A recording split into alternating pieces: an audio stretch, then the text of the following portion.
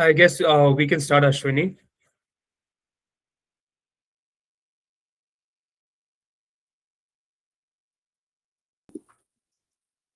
All right. Great.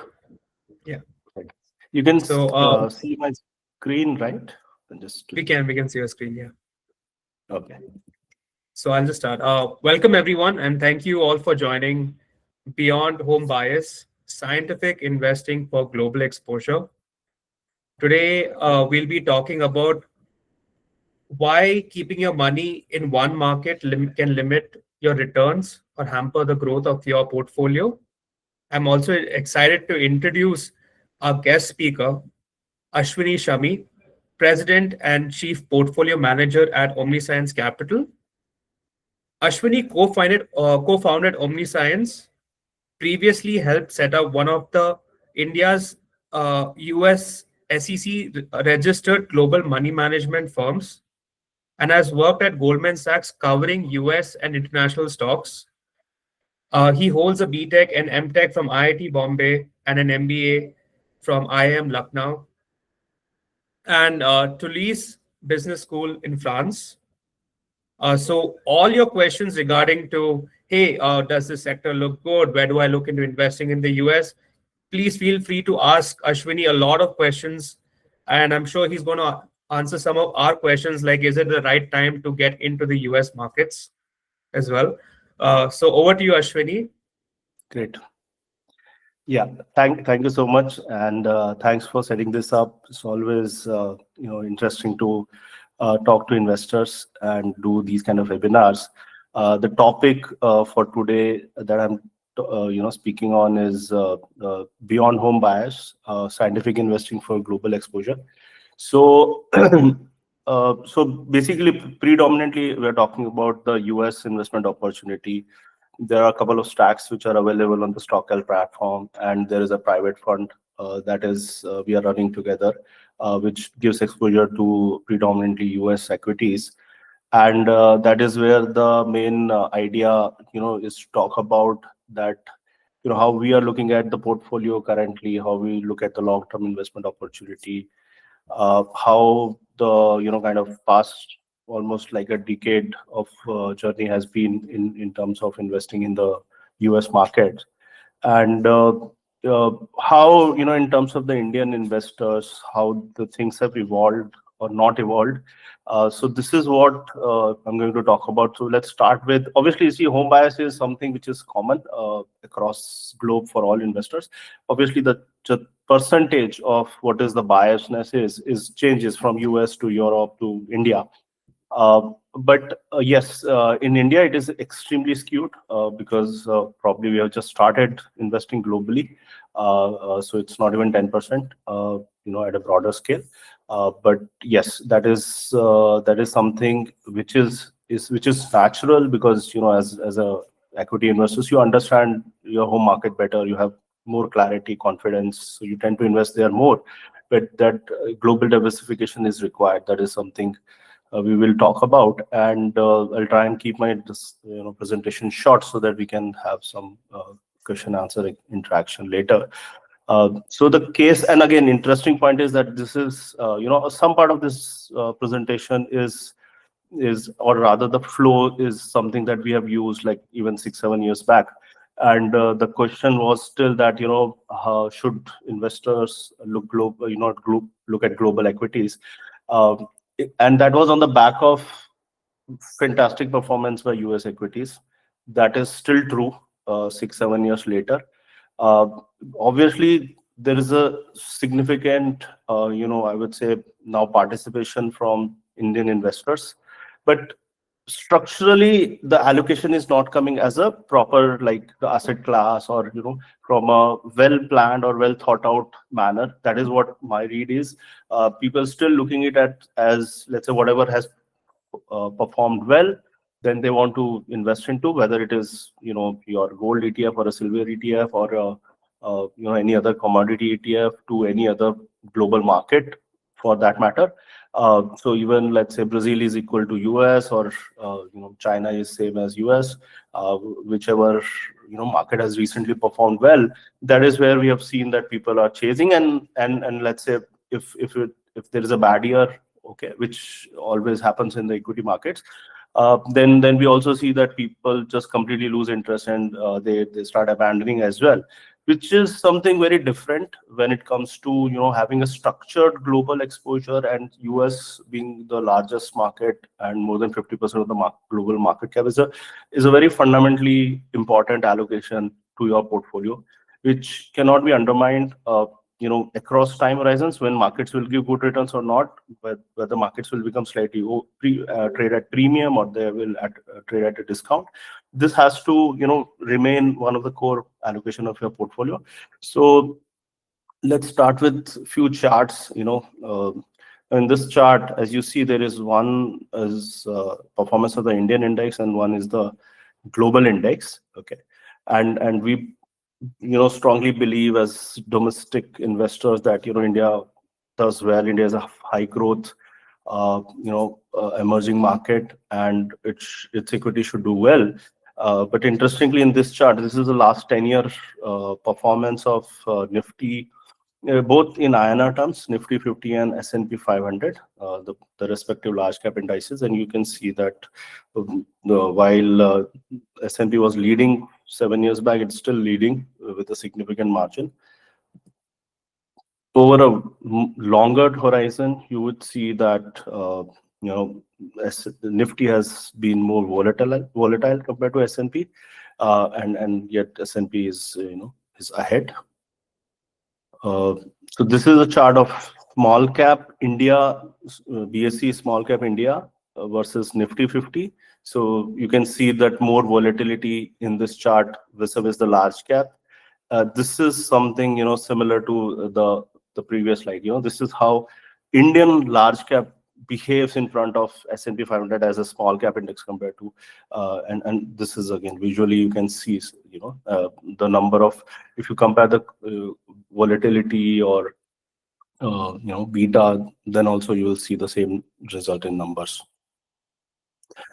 In terms of Nasdaq, which is more tech oriented or tech focused, the outperformance is even significant. This is the long-term outperformance. So while there have been more, episodes of volatility in this in Nasdaq, but the outperformance is massive, compared to Indian markets. So yes, US markets can beat Indian markets. We have seen tremendous, and this is not like 1 year or 2 year or 5 year performance. Consistently, more than 15 years or even the longer term, we have seen that there's a good divergence in the two markets, and it's always not the case, this versus that. So it's a perfect diversifier. You can look at the beta; it is practically uncorrelated, these two markets, and statistically and even visually, we have seen that there's kind of a different movement, specifically at the time of distress, when you see that the rupee is depreciating or FII money is moving out. There are cases where US is still doing fairly better, and that makes it a good diversifier. Allocating more to the global equities. With Nasdaq also, there is a pretty low beta that we are seeing, slightly higher, but still a very, very low correlation. In terms of fundamentals also, we should look at how currently these are stacking up. The ROE, return on equity, for S&P 500 companies is significantly better than Nifty 50. Okay, that's one.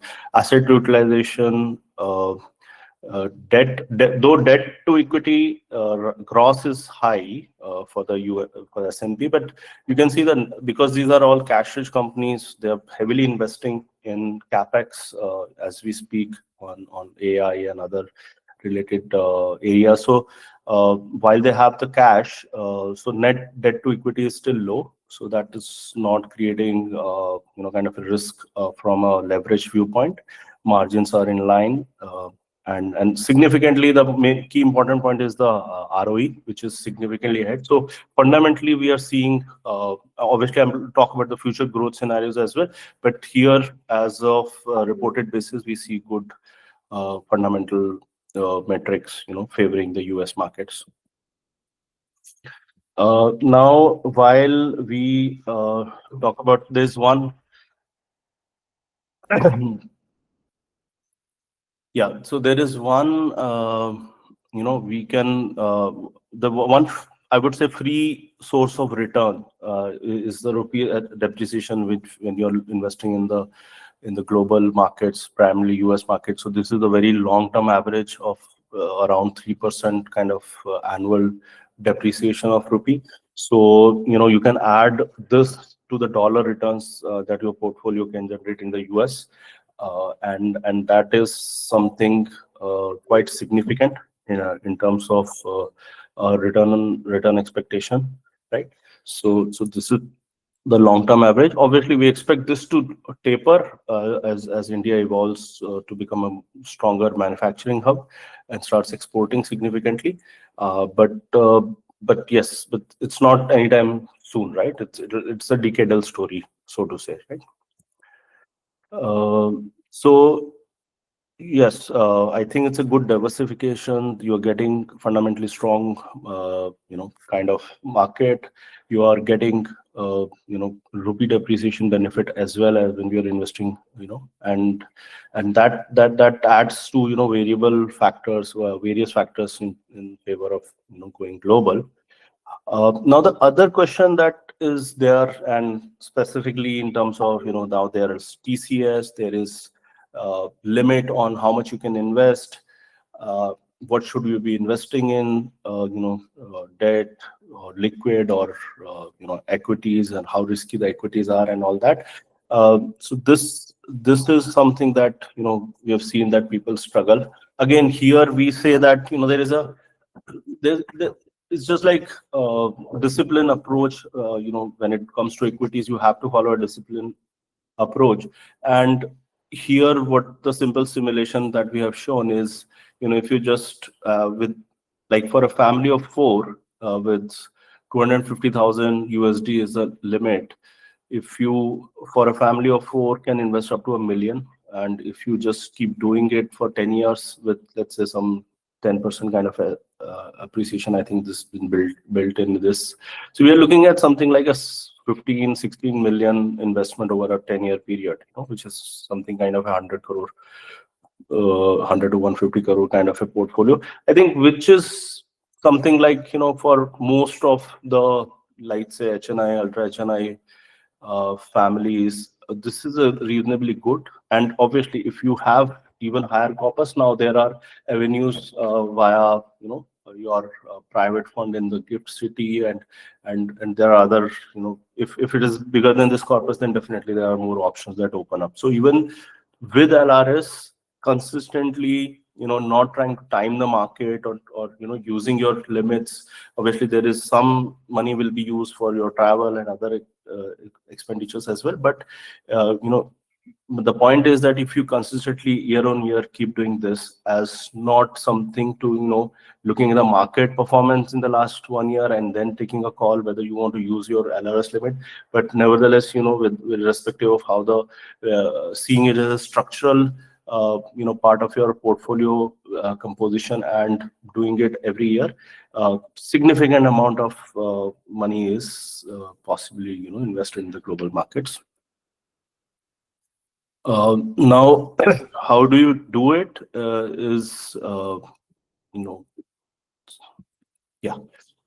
You can open a global investment platform with Stockel. There are multiple options available. So you can invest through a stack, or you can invest through a private fund, depending on what is the corpus that you're looking at. And obviously, then you go through the LRS channel to invest. And there are multiple strategies that are available. But FlexiCap is something that I'm going to talk about today. So this, I think, I covered. So what works? Now, let me just talk about first the ETFs. That is what some people, that's the first thing that comes to your mind probably. And taking the market exposure, which is fine as a first step, is fine. But then there are challenges with ETFs. Why we say that ETFs are not the answer? Because the two things. One, if you are talking about an Indian ETF which is giving exposure uh, to global markets, then you would know, or you would have seen that because there is a RBI limit of across the mutual fund industry, which was set maybe decades back, and it has not been revised. So no fresh unit creation can happen, which breaks down the ETF mechanism of how a market maker maintains sanctity between the NAV and the price, which is the value of the actual underlying assets that the ETF is holding. And because the ETF also trades, so in the secondary market there is a price, right? Now, if you see, this is one of the few ETFs that are available in the Indian market, and this chart basically shows that there could be instances of significant divergence between the price and the underlying fundamental value of the fund. Okay, so while again, this is 19th Feb 2025, the data point which is shown in the chart, you can see from over like whatever period, because it's a performance chart. While the NAV was up, let's say 36%, starting sometime, let's say before April 23 till this point, uh, but the price was up 54%. So there is a big, more than 10%, 15% kind of a divergence, right? And you will see that just next few weeks, the two lines are converging. That means uh, when the market fell after that, the ETF price fell even at a steeper pace, right? So if you have bought at this particular point, you would realize that while the index might be down 10%, your investments are down maybe like 20-25%, right? So, and again, as you continue to see this chart towards the end of this period, which is towards the January 2026, you see that divergence is still maintained, right? So when will it go? Obviously, it goes away also, as we see in the past, but then it comes back also, and then that is something depends on how much the retail interest, or generally investors' interest in these ETFs. And that's not one short way of, if you're expecting double-digit returns, and you buy something with that kind of a premium over the underlying assets, then you might be in for a very rude shock that while there is a base return by the Nasdaq or whatever S&P, but it doesn't reflect into your portfolio, right? Because you already paid for that much while buying, right? So this is an issue with specifically India oriented. Now the other option that comes to your mind probably is go through a foreign kind of a market and buy through a global ETF, which is where what we believe that you end up buying the full market when you buy a ETF, which is, let's say, S&P 500 or a Nasdaq tracker. So it will have some of those businesses which maybe are poor businesses, prone to bankruptcy, their capital allocation is not correct, or they are significantly overvalued, which in all cases you wouldn't want to buy those companies, right? But as a part of the ETF, because it's a broad-based market portfolio, you end up buying that. And we believe that there is a better way to do it. And um, so I'll come to this case study, but the better way basically is to not buy everything, but buy a selective subset of the full market based on kind of a sophisticated, curated approach, something like a scientific investing framework. And this is a case study, or this is an example, Apple in 2016, that why ETF investing cannot capture what a actively managed strategy can capture, right? And typically, from the active management, what is expected is, yes, you will find some unknown names or some smaller cap companies, but this is a very stark example, and that's why we keep we end up keep talking about this particular case study, because it can't get starker than this, frankly. This was a company which was tracked by 50 top Wall Street analysts in 2016, right? Market had a negative view on this. There are and we had obviously a very different view than what the market was looking at. It was trading at very attractive valuation at that time, less than 10 PE.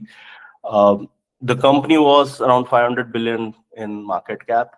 It had more than 230 billion as cash. It had already announced 250 billion of buyback over the next 2 years. Right? So you were getting 50% of your money back in 2 years. And I'm not getting into the detailed analysis at this point, but yes, we have an article from the street.com, which is still live on the website, which was written by Dr. Vikas Gupta in 2016 May, which basically listed down the case, like what we were looking at differently. And I'll tell you that, and we ended up exiting Apple in 2024 towards September, somewhere around September. But over the 8 years or slightly less than 9 years, S&P delivered around 2.8 times returns, which is 13% return, which itself is great. But Apple generated 18% more alpha, right? So the holding period return in this particular time span was around 31%. And it is happening in the largest company that time and then today, or at the time when we exited. So this kind of mispricing does happen, and index investing will not capture it, but actively managed portfolio can potentially do that. And we have had enough a large number of such examples, obviously, in the last 8-10 years of running this portfolio live. Netflix was one, Meta was another such example, which had fallen significantly. Then we had AppLovin in 2024. We had so many examples which gave multi-bagger returns in the portfolio. But I will also have the long-run portfolio returns. So I'll come to that. But before jumping onto the portfolio returns in the last 10 years, let me now briefly talk about how the scientific investing framework works.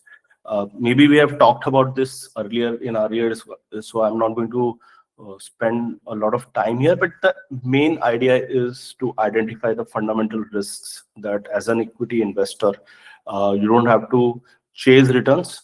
That's where I think a lot of people go wrong. When people used to just buy Tesla, or they just used to buy any Nvidia or any single stock because it's going up. Then you end up buying overvalued stuff. You end up buying fundamentally weak companies. That's the risk that you have to avoid. So it's a very structured process of looking through all S&P 1500 companies in this particular strategy, then identifying that what are the fundamental risks in terms of what we call as capital destroyers, which are negative cash flows or highly leveraged or weak balance sheets, or capital eroders, which are not generating sufficient return on the invested capital. So your expected return from the portfolio cannot be met by investing in these companies, or capital imploders, which are maybe fundamentally very strong companies but overvalued, and that's a fundamental risk for the shareholders if you are buying or overpaying, and that's what you want to stay away from. So we do this screening. After that, what we are left with is something like a 10 to 15% of the starting universe, and from that we focus on what are the high growth factors, which are because of various reasons. Now technology transformation is one of the biggest reasons for changing consumer habits, or geopolitical scenarios could be other reasons in terms of why certain industries or sectors see sustained growth for a decade to 2 decades, and that is what we are more interested in. So this is the framework that we follow. This is for the basic understanding in terms of again, this is a bit technical, but this is a tool that you can kind of look at and understand that, or how do you build a case for what the future returns from a stock, a portfolio, or any market can be, in terms of what is the yield that you are getting today, which is basically a free cash flow yield, but a simple kind of comparable number you can look at is the earnings yield, which you can get by from PE number, which is inverse of PE.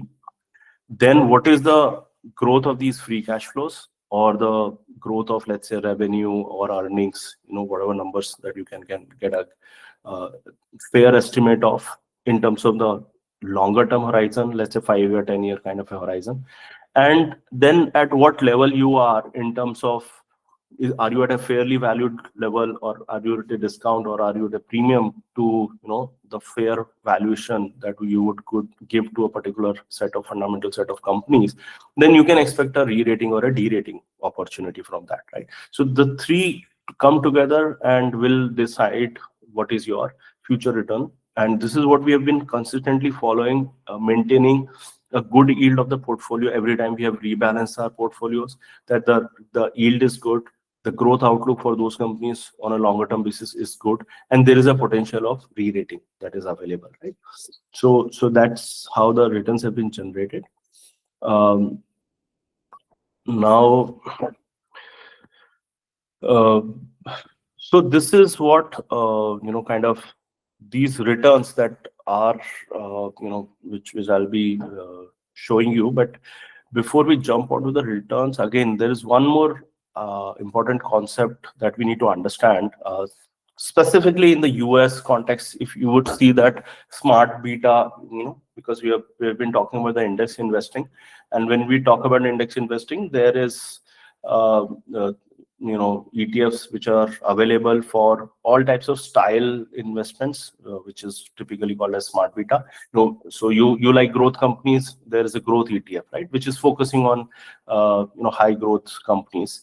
And if you like value style, there is a value ETF. There is low volatility, maybe dividend, and so on. So there are 300 plus such factors. The idea here in this chart, in the slide, is that in 2013, there were 3 Nobel Prize winners. 2 were Eugene Fama and Robert Shiller, who are like the Nobel Committee hedged their bets in terms of not taking a call whether the markets are efficient or not efficient. Eugene Fama says that markets are efficient, while Robert Shiller says markets are not efficient, alpha is possible. So they are both correct in certain ways, that yes, there is a from coming from a CAPM or efficient market theory, you can say that a lot of these excess return that are generated are compensation for the additional risk that you take by buying quality companies, value, alpha, or momentum kind of strategies, which truly can be replicated by some certain style tilts in your portfolio. And if basically your active fund manager is just masquerading as a smart beta strategy, as alpha strategy, that is something which is crystal clear today, right? So you have to see that what is the true source of alpha in your portfolio. And we are using Schiller's, we are proving Schiller right by showcasing that yes, there is a true alpha. So this is the same 5-factor, 3-factor and 5-factor study that been done in the US, and both in India as well as in the US market. We have shown that there is significant excess return over the benchmark, unexplained by the various factor methodologies that have been used, right? We have a report on this which you can get an access of and read this in a detail, but yes, true alpha is possible.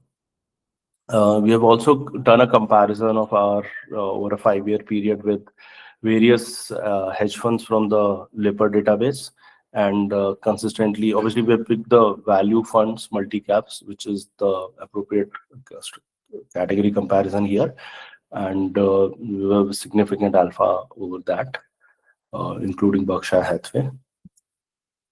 So this I have already talked about. So 10 years of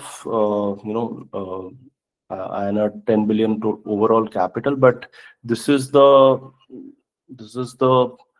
performance of our Omni Supreme US, on which a stack is also running and a private fund is running with service S&P 500, and you can see that multiple years. There's a consistent outperformance, in terms of since inception or even any longer period of time. There's a significant amount of outperformance that the fund has generated. The beta again with Indian markets remain low, so it's a good diversifier, not only the indices but also this particular fund.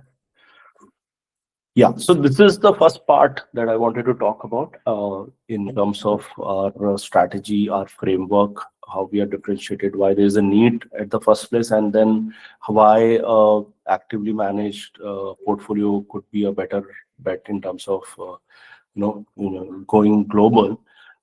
Now, as we speak about the global markets, the current outlook, this is the dot plot from the most recent Fed meeting in 2025 December. Now, important data points that we can focus here is what is the GDP outlook, growth outlook. So recent GDP numbers were pretty strong, but even let's say for next year, 2.3% is the the estimate for the GDP growth, and 2.4 is the inflation, right? So we are talking about nearly 5% nominal growth in the GDP. Now, why it is like, one is the absolute numbers, but of the growth rate, but also think about the absolute numbers in terms of the size and why you cannot ignore US. This becomes extremely clear from the fact that on a economy which is like a 28 trillion dollars, a 5% growth implies like over a 3-year period, you're adding nearly 4 trillion to the GDP, right? Which is nearly the size of India. So every 3 years, India gets added to the US economy, right? Over a 5-year period, this is something like a 7 trillion number that we are talking about, right? So the market size is so huge that you cannot not invest in or have zero exposure to a market like US. The fundamental here, like the Fed rates are approaching the long run average. What they are seeing now is around 3%. We are at 3.7 or something, which we expect 2 more rate cuts. So we are still in rate cut environment. One in each in 2026, 27. So it's a reducing interest rate environment, which should be positive, which should remain positive for the broader economy. The unemployment rates are pretty much in range, comfort range of Fed.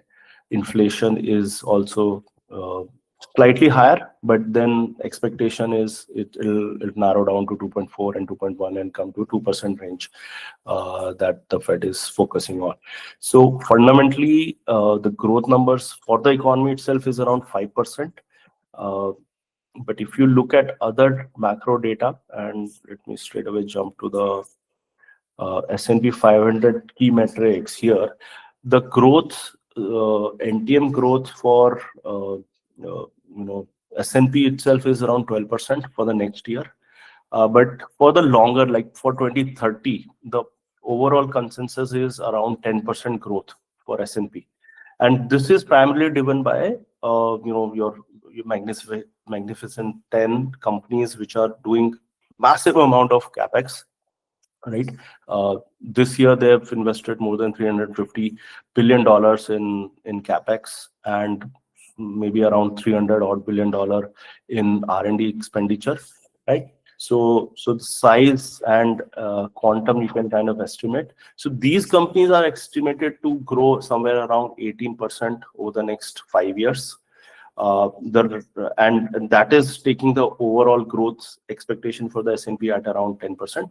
The rest of the S&P 500 is expected to grow at around 6 to 7%, because when the economy itself is growing around at 5%, the larger companies are expected to grow slightly faster, and that's the fair estimate for the rest of the companies.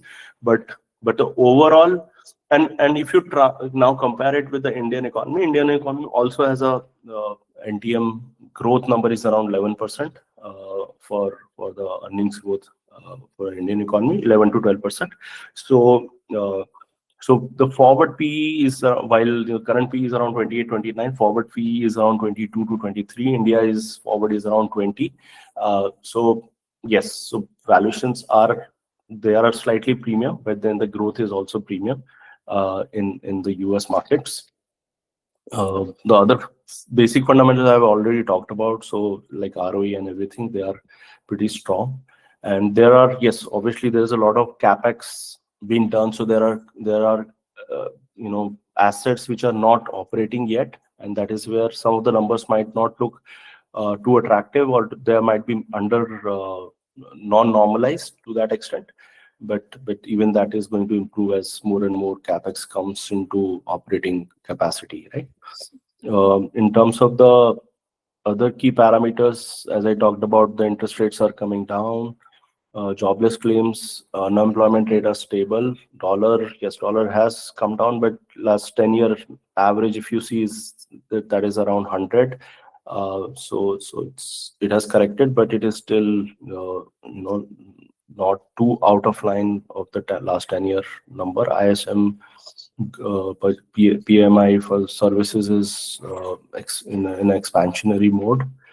And yeah, so this is the our read of, obviously there is a huge capex cycle that is underplay on AI and related infrastructure. That is something which is the most exciting part when it comes to the US currently, and that is fueling growth for our overall market also. But then there is a pretty big universe to pick stocks from, which is where we see, like currently in our portfolio, we see energy transition is a theme that is other than the tech. So obviously tech has the significant allocation, more than 50% obviously. But other than that, we see healthcare as there are mispriced opportunities available. We see energy transition as another area. We see travel and leisure as the third largest allocation in terms of attractive space in terms of finding mispriced opportunities. So it's a pretty large market, good growth opportunities, double-digit growth opportunities, and fairly priced. That is what we have been able to build at a portfolio level. In terms of just a brief about the OmniScience Capital, to end this discussion, we are now nearly a 10-year-old. Like we are on 2nd Feb, we will complete 9 years of our existence, and it will be our 10th year now. And we manage more than 1,000 crores of clients' assets. We have around more than 10,000 retail clients. We have more than 1,000 HNI clients across India, 15 odd countries. And we have strong alpha track record on Indian markets as well as the US market. We have multiple licenses and funds that we run. So that is what the brief about OmniScience Capital, the important disclaimers and disclosures.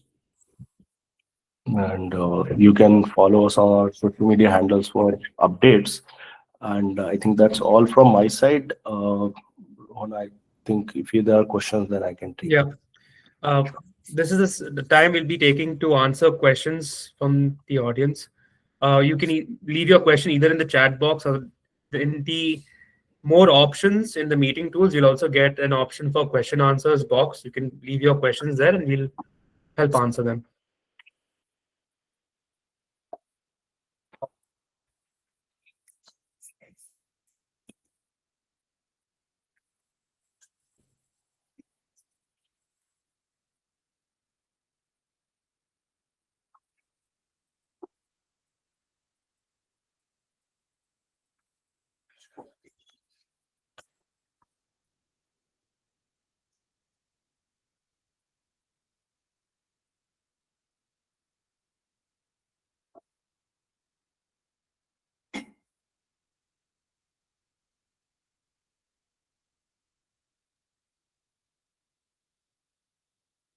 Any questions, guys?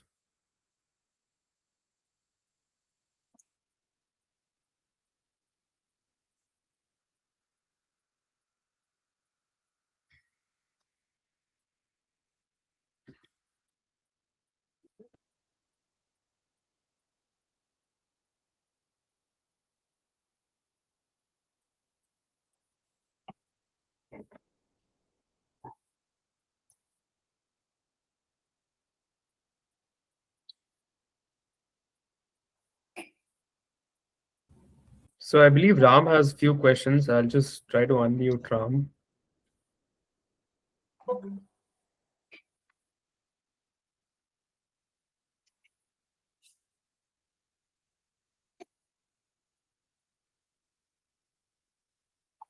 Hmm.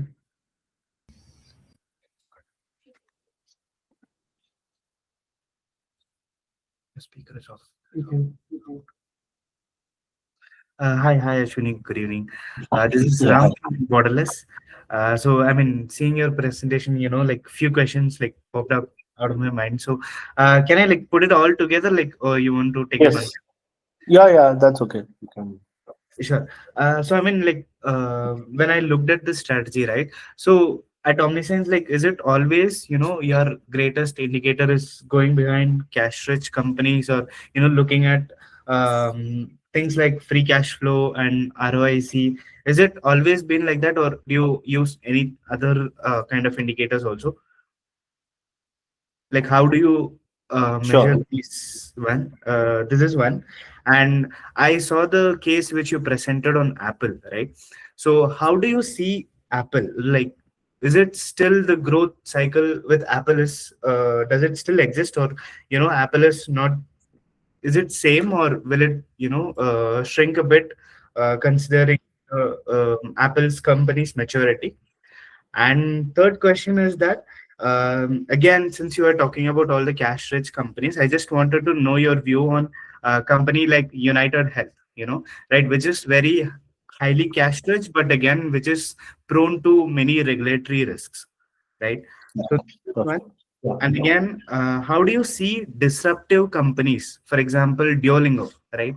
So how do you see these companies grow? And are you guys looking any kind of disruptive companies to add to your portfolio? And my final question is, do you guys also look at commodities, thinking to add to your portfolio? So this is it. Sure. Perfect. Yeah. So, first question on the cash FCF, right? And how do we look at companies? So obviously, the way the disruptive companies have come and the business models have evolved, your traditional metrics have changed in terms of you cannot just look at the reported earnings. Now with the tech, what has happened is you have to see your SG&A, your R&D spend, and in a very different way, because now this is not this is all capitalized. This is not capitalized. They're expensed out every year. While a lot of these a lot of these expenditures are capital expenditure in nature, Yeah. and for different businesses it will be different. Like for a retailer, a global retailer, it will be different. For a product company like Apple, it will be different. And so you have to identify that how you are going to capitalize some of this R&D as well as SG&A. Now capex again is there. So what kind of capex trajectory that the company is going to take. So based on those adjustments, you have to arrive at your estimated FCF or a kind of a earnings net income number, and then use the metric, right? And in certain cases, even that is not established, because it's a new area. In that case, you have to really understand the unit economies of that business and then apply how you want to value that. So valuation has become significantly sensitive to how you approach a particular company, and that's very critical in this case. So yes, FCF fundamentally, that is a metric that you want to look at, but you probably will have to kind of see in future sometimes that, okay, what is the kind of FCF you would get, and then start valuing a company from that point onwards. So it's not that straightforward. Second, you talked about Apple as a growth company, or is it too mature, or in terms of So see, the thing is, Apple is doing more than $30 billion in R&D expenditure every year, right? And and obviously it is one of the core, let's say, key species companies from the AI ecosystem point of view, right? So you cannot write it off. More important, so valuation is one metric that becomes important in terms of tweaking your exposure to such companies. So Mac 7 or Mac 10 is definitely a core component of any portfolio, I would say, right? But how much you are exposed to this depends on the individual valuation metric. Like when it goes to a crazily overvalued territory, then obviously you can potentially move out of some of these companies. But then you will have to measure your allocation and cannot write off anything absolutely. But yes, once the valuations become favorable, and we have done that in our portfolio, right? We moved out of Microsoft, we entered again, then, and so on and so forth. So these are fundamentally the core companies of the portfolio, but your valuation metrics will guide you that how much you have to remain exposed to these companies if you want to generate alpha over the benchmark, right? Otherwise, obviously, they now allocate or they account for the significant more than 40% of kind of the index. If you look at the Nasdaq or so on, so they are guiding the growth as well as the the price action of the indices as well. But you have to maintain the valuation discipline even investing in these high growth companies. So growth is not obviously there will be lower growth, but then valuation is something that will guide you that okay, am I paying fair value for whatever my growth expectation is from Apple. Yeah, so then you talked about cash rich company, and they might have regulatory or any kind of burden. So that's where the growth factor approach comes in and helps us. So fundamentally, kind of very strong balance sheets, good, we like them. Good margins, current margins, reported numbers in terms of ROE and everything is good, we like that. But what about the future growth outlook? So that's where the growth vector approach helps. And if the long-term growth outlook is not clear or not very high, then even on a reported PE or high FCF yield number, a company might look cheap, but we will focus on the long-term growth, and that's where the both metrics go hand in hand in terms of what is the yield and as well as what is the long-term growth outlook for that business.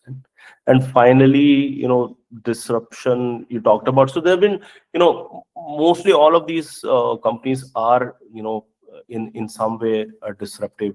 That's where you need to have a diversified, like say, that's why you can't have 5 stock or 7 stock portfolio.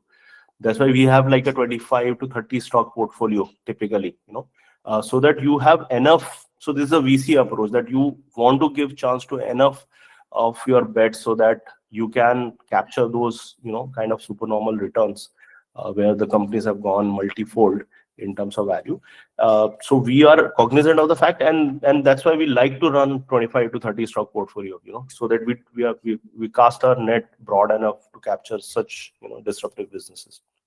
And obviously, if something doesn't work out, then also it's a risk management tool where you would see in our portfolio we don't over allocate. Like obviously we have to allocate significantly, like slightly higher for certain companies where the index weight itself is, let's say, higher.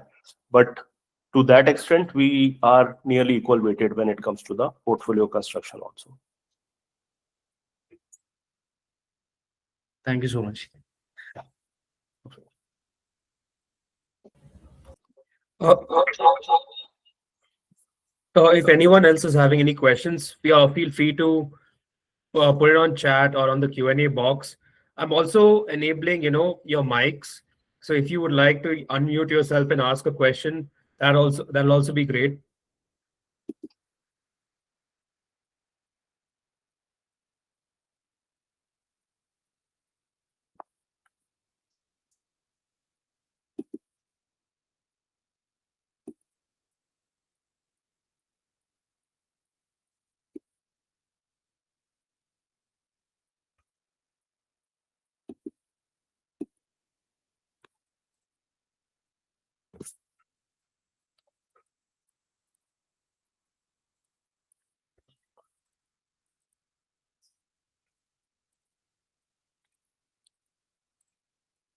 So in the meantime, Rohan, I just thought I'll just give a heads up for the next webinar that we would be working on. Will be so we also have a stack on AI specific, and that's the exciting space. So the Yeah. Omni AIoT is the stack that is there. So what we are planning is cover that area in a little bit more detail in the next webinar, where we talk about the kind of growth projections, the kind of capex, the kind of technologies that are evolving, and how the full AI stack is evolving as we see, as we have seen over the last maybe 8 years that this strategy is in existence. Yeah. And that should be pretty interesting, especially because of the context in India there is no pure play. The AI services is something yet to take off, which we probably are hopeful of. But then this is a sector where India has completely missed out, and last 1.5 year, and any kind of a global FI money or global allocations have gone to the emerging markets of the to the tune of, let's say, even uh, you know Hong Kong, or maybe Vietnam, and other emerging markets, but not India, because of the lack of AI themes that are there. Hmm. So that is an interesting bit that we are working on. Yeah, that'll be really cool. Yeah. Especially with a lot of things happening in the US, right? Like Micron completely shifting to just enterprise segment. They just left the consumer, and then their stock just skyrocketed. So So it'll be really great to actually deep dive on some of these companies that are positioned to do well this year, because with the Fed and with manufacturing coming back into the US, it leaves a lot of question mark for people.